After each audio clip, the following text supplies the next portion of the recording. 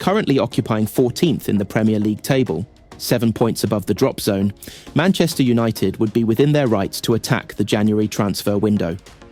However, the word from United is that they have no money to spend on reinforcements this month, meaning head coach Ruben Amorim is facing the likelihood of having to work with what he has got until the summer. It is a far from ideal situation for the Portuguese chief, who traded Sporting Lisbon for Old Trafford in November, as he is in desperate need of a spark to inject fresh life into a squad currently devoid of confidence and belief. The only way United will be able to add to Amorim's squad this month is via player sales. United are prepared to sell Marcus Rashford, who has turned down offers from Saudi Arabia, this month, and he would bring in a sizable fee. His salary, however, could make an exit difficult to negotiate. United have others within their ranks that, in an ideal world, could do with being offloaded. Tyrell Malacia and Joshua Zirkzee have both been linked with Juventus, and speculation is never too far away from Casemiro's future. In the event of United being able to generate some funds, they should try and do everything they possibly can to try and source a left-sided wing-back and a striker.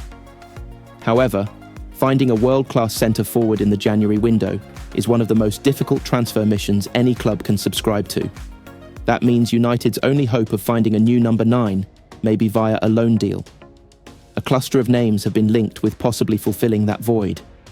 He has started every Premier League game since joining the club from Inter Milan ahead of the start of last season, and that run is unlikely to suddenly come to an end within the coming weeks. Amid United's chaotic fixture schedule and injury and illness-related issues, Amorim has not been able to choose a settled 11 and stick with it thus far. But with the fixture congestion beginning to ease, United could soon find themselves operating with a settled defensive line consisting of Leny Yoro, Matthijs de Ligt and Lisandro Martinez. The latter has struggled for form in recent weeks, but remains the club's only senior left-footed centre-back, making him a shoo-in for the left-sided centre-back role. Ideally, United need to restore him to the level of form he is capable of producing. Ahmad has been United's best player since Amorim's appointment and should be restored to the right wing-back role after a recent run of starts in attack. He has excelled as the right-sided wing-back, and Amorim has hinted that is his long-term position. However, on the opposite flank, United could do with a fresh face. No shortage of names have been linked with prospectively filling that role, but finances will, of course, dictate what is achievable. Should United raise some money via sales, a move for Paris Saint-Germain's Nuno Mendes could be possible, either permanently or on loan. The 22-year-old, who worked with Amorim at Sporting, has struggled for regular game time in France so far this season, playing just 16 times. He played as a wing-back at Sporting, and a reunion with Amorim would make sense on several levels. Manuel Ugarte, despite United's collective struggles recently, has been improving with every game and should form 50% of United's first-choice central midfield partnership. Kobbie Mainoo is the most logical partner for the Uruguayan. In attack, Bruno Fernandes is a guaranteed starter as one of the 2 number 10s. His form has been indifferent this season, but his status as club captain means he is not going to lose his starting spot. Who fills the other number 10 position is up for debate. Alejandro Garnacho will be vying to start likewise Rashford in the event of him staying put. But if Mason Mount can recover from his latest injury setback and stay fit, he will be a very strong candidate to start. He quickly earned a glowing report from Amorim and is well suited to his system because of his willingness to run out of possession. Furthermore, he played in a system that featured wing-backs at Chelsea. Signing a striker will be a stern challenge this month, so much so any hopes United have of drafting in a number 9 may be via a loan deal. Swooping for Viktor Gyökeres is out of the question. PSG's Randal Kolo Muani has been mooted as an option after, just like Mendes, struggling for regular opportunities in the French capital.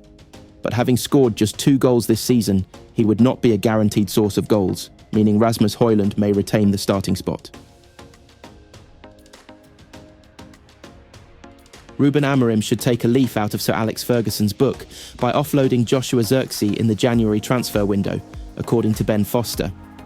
Zirkzee was brutally substituted after just 33 minutes in Manchester United's 2-0 defeat by Newcastle as Amorim tried to claw back some control in midfield by bringing on Kobbie Mainoo. The £36 million summer signing didn't react well to the decision, initially disappearing straight down the tunnel before re-emerging to watch the rest of the game. Amorim expressed sympathy with Zirkzee after the match but said he needed to take him off. However, Foster spent 5 years under the management of Ferguson at United and feels that the legendary Scottish boss wouldn't have accepted Zirkzee's behaviour. When he walked off down the tunnel, if Alex Ferguson would have been manager, that player would have been done, the ex-goalkeeper said on his YouTube channel. Whoever that is, if you walk off that pitch when you've been brought off after 30 minutes, get a coat and walk straight into the dressing room. You're done. I promise you, you're done. It just doesn't work like that. And I guarantee you, when he got back to the changing room, somebody would have said to him, "You need to get back outside. This is not a good look. The camera has just watched you walk all the way down the line. The fans are booing." It is a horrible situation. I really feel for him. At that moment in time, the atmosphere in Old Trafford was horrible.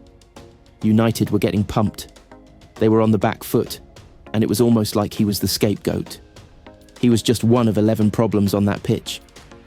The incident further highlighted the 23-year-old's slow start at Old Trafford since his summer arrival, with just 4 goals scored in 27 appearances so far. Zirkzee has been linked with an exit from United just months after his arrival from Bologna, with Italian sides Juventus and Napoli said to be interested in his signature. A reunion with his former Bologna coach Thiago Motta at Juve has been mooted, and sporting director Cristiano Giuntoli didn't exactly rule out that possibility, stating Zirkzee. "It's not appropriate to mention names, but we are keeping an eye on any interesting opportunities, and we will move to strengthen the defence. However, United are very unlikely to sanction such a swift exit for Zirkzee, with Marcus Rashford the forward, who has been earmarked to depart this month instead." "Josh is a really good lad," Amorim said after the Newcastle loss. "We will support him and keep going." Leroy Sané is the subject of interest from Galatasaray, which could force Manchester United into acting. The Bayern Munich winger's future in Germany remains unclear, and the Turkish champions are looking to make an ambitious attempt to bring him to Istanbul. Galatasaray have set a meeting so that they can discuss the prospect of signing the winger, reports Photomac. United themselves have been linked with the 28-year-old, who has previously played at nearby Manchester City, where he won 2 Premier League titles. Ruben Amorim is looking to improve his squad in nearly every department, and Sané could add some much-needed attacking flair down the flanks. In every season he's been at Bayern, he's hit double figures for goals, and his pace would be a huge asset, particularly in a 3-4-3. The Old Trafford outfit are working with limited funds, which could hamper their January business, but Sané's contract is winding down, which could allow clubs to sign him on the cheap with the German, by no means a regular starter. Sané claims has had very good and trusting talks with Vincent Kompany and several of the leading lights at the club, including sporting director Christoph Freund. He told Bild, "That's why my thoughts are really only with Bayern at the moment. We'll see about everything else in the next week and months. I feel good at the club and in the dressing room. What counts for me is that I'm an important part of Bayern's plans, and I want to confirm that role." Some reports claim the ex-City man would have to take a pay cut if he wants to remain at the Allianz Arena, but Sané insists money is not his immediate priority, and he instead wants to focus on other things, including the potential to win the Champions League. "Generally speaking, how much I earn is not my first priority. To be honest, I haven't thought about it," he said. "It's about the whole package. What is my position? How does the club see me? What is the playing philosophy? Can we achieve something big like winning the Champions League together? Those are the things that are most important to me."